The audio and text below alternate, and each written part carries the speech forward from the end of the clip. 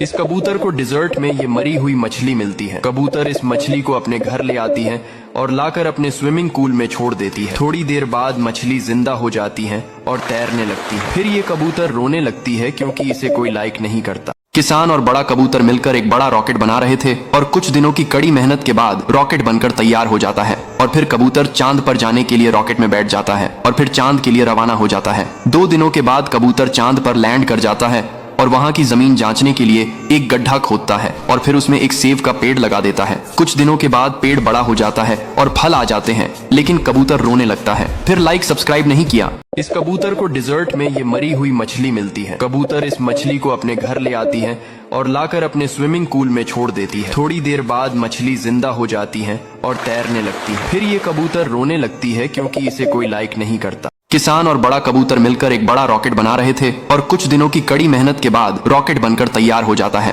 और फिर कबूतर चांद पर जाने के लिए रॉकेट में बैठ जाता है और फिर चांद के लिए रवाना हो जाता है। 2 दिनों के बाद कबूतर चांद पर लैंड कर जाता है और वहां की जमीन जांचने के लिए एक गड्ढा खोदता है और फिर उसमें एक सेब का पेड़ लगा देता है। कुछ दिनों के बाद पेड़ बड़ा हो जाता है और फल आ जाते हैं, लेकिन कबूतर रोने लगता है। फिर लाइक सब्सक्राइब नहीं किया।